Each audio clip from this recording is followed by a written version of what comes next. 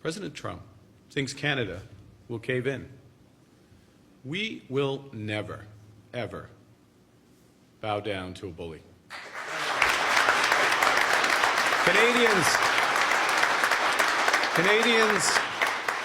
Canadians will always stick together. And we won't stand by as tariffs hurt our workers and their families. Canadians need to remain united. Most Americans don't realize is that when Donald Trump publicly demanded $2.8 trillion in what he called overdue compensation from Canada last week, he wasn't negotiating.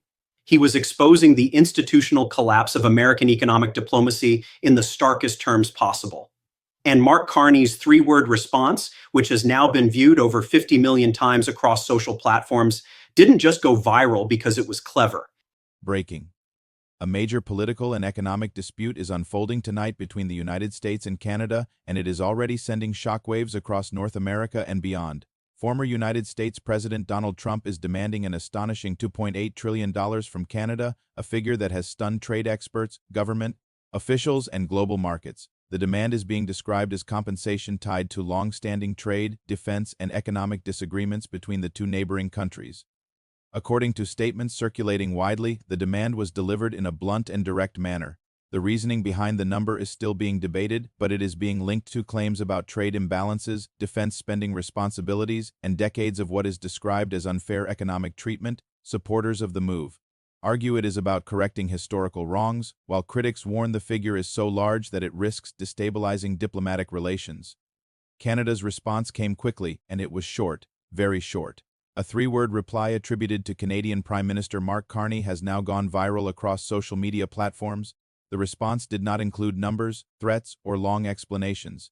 Instead, its power came from its simplicity. Within hours, it was being shared by commentators, journalists, and everyday users as a symbol of resistance, disbelief, or strategic calm, depending on interpretation. The exact wording of the reply is being analyzed line by line, even though it consists of only 3 words. Some see it as a firm rejection, others see it as a signal that Canada does not view the demand as serious or actionable. Analysts warn that short statements can sometimes carry more weight than long speeches, especially in high-stakes international disputes. To understand why this moment matters, it is important to look at the economic relationship between the United States and Canada. The two countries share one of the largest trading partnerships in the world. Every day, billions of dollars in goods and services cross the border. Industries such as automotive manufacturing, energy, agriculture, and technology are deeply connected. Any major disruption could have consequences for jobs, prices, and investment on both sides. The $2.8 trillion figure stands out because it is larger than Canada's entire annual federal budget. It is also close to the size of Canada's total yearly economic output. Economists say that paying such a sum is not realistic under any current financial framework. Even discussing such a demand raises serious questions about intent, strategy, and long-term goals.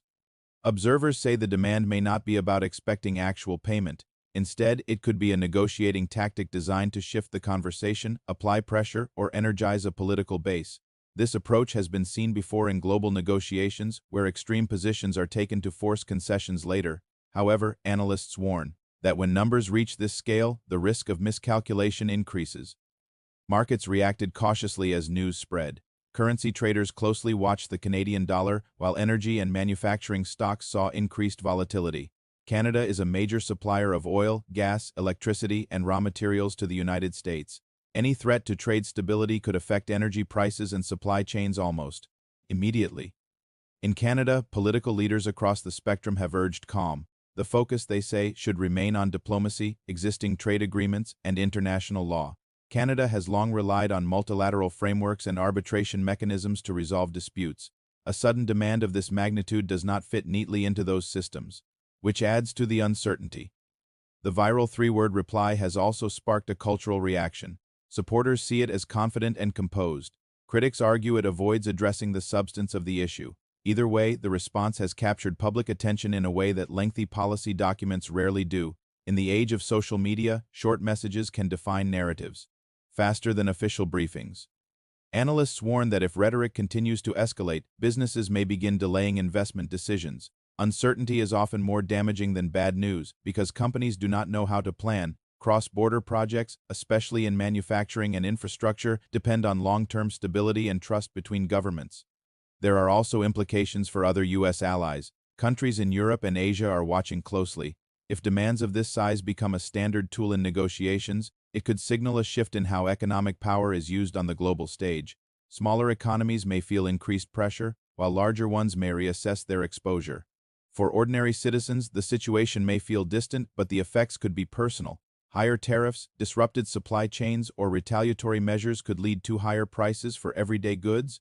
Jobs tied to exports and imports could become less secure. Analysts warn that trade disputes often hit consumers quietly through gradual price increases rather than sudden shocks.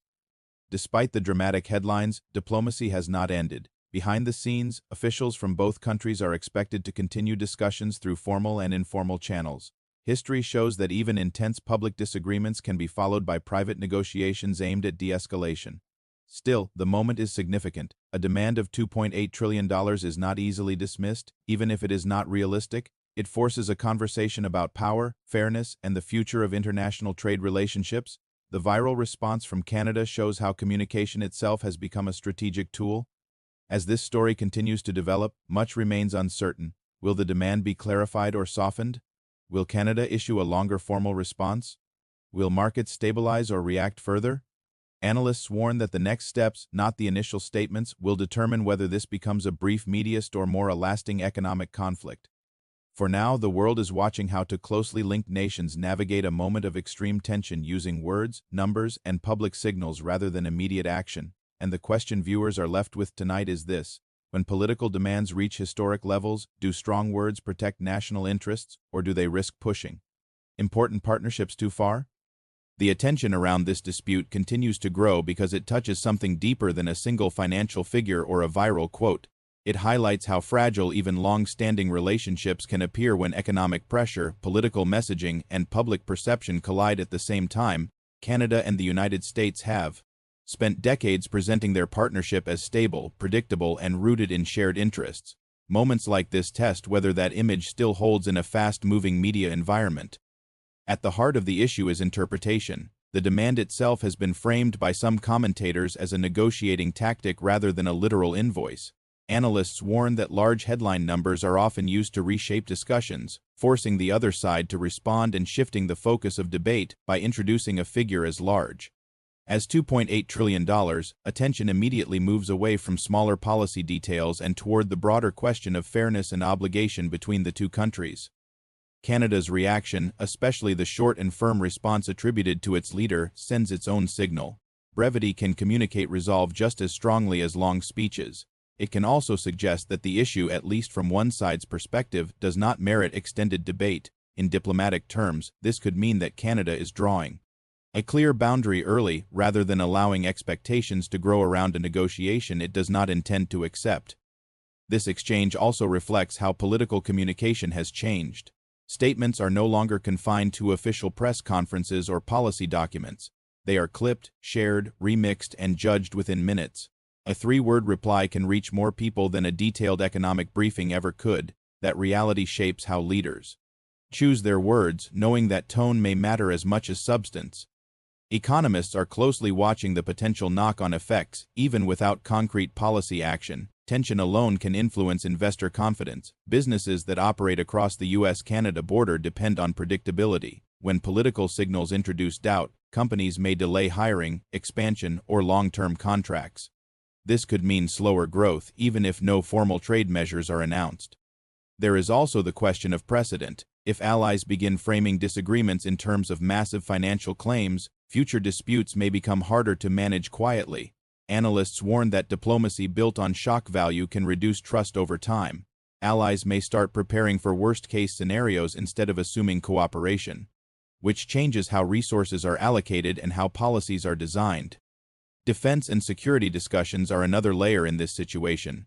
North American security has long been treated as a shared responsibility, with costs and benefits distributed through agreements rather than direct payments. When financial figures enter that space publicly, it raises questions about how collective security is valued. This could mean more scrutiny of existing arrangements and renewed debates over contributions, roles, and responsibilities. Public opinion plays a powerful role here. In the United States, some audiences view strong economic demands as a way to protect national interests. In Canada, calm resistance may be seen as standing firm against external pressure. These narratives can harden positions, making compromise politically risky. Leaders must then balance diplomatic flexibility with domestic expectations, which is rarely simple. Media coverage adds another layer of complexity. Headlines often emphasize conflict because it draws attention, but that can overshadow quieter efforts to resolve differences. Viewers may see only the sharpest moments, not the ongoing discussions happening behind closed doors. This creates a perception of constant crisis, even when negotiations remain within normal bounds. There is also a historical dimension worth considering. Canada and the United States have faced serious disputes before, including over trade, resources, and sovereignty. Most were eventually resolved through negotiation, arbitration, or revised agreements. Analysts note that while rhetoric has changed, the underlying interdependence has not. Both economies benefit significantly from cooperation, and both face costs if relations deteriorate. The viral response has sparked debate about leadership style. Some interpret brevity as strength, others as avoidance. Some see large demands as decisive, others as destabilizing. What is clear is that modern audiences read meaning into every word, pause, and gesture. That scrutiny can magnify small moments into symbols of broader political direction. International partners are watching closely as well. How Canada and the United States handle this moment could influence how other countries approach their own negotiations. If public pressure replaces private diplomacy, global relations may become more volatile. Analysts caution that stability often depends on restraint as much as assertion. For now, official actions remain limited. No new trade barriers have been announced, and no formal negotiations over a multi-trillion-dollar payment have been confirmed. This suggests that, despite the dramatic framing, both sides may still be operating within established diplomatic norms. Still, the public nature of the exchange means expectations have been raised, and managing those expectations will be crucial. This situation also raises broader questions about how economic power is communicated. Numbers can be used as tools, symbols, or warnings. When they enter public debate without clear explanation, they can fuel confusion and fear. Clear communication becomes essential to prevent misunderstanding from turning into unnecessary conflict. As days pass, attention will likely shift to what comes next rather than what was said. Will there be clarifications? Will quieter talks reduce tensions? Or will the rhetoric continue to escalate, pulling markets and public opinion along with it? Each outcome carries different consequences for both countries. What remains undeniable is that a single demand and a brief reply have opened a wide conversation about diplomacy in the modern age. They show how quickly narratives form and how difficult they can be to unwind once they take hold. So the question for viewers is this: in an era where headlines travel faster than negotiations, how can countries protect long-term relationships while still addressing real economic disagreements?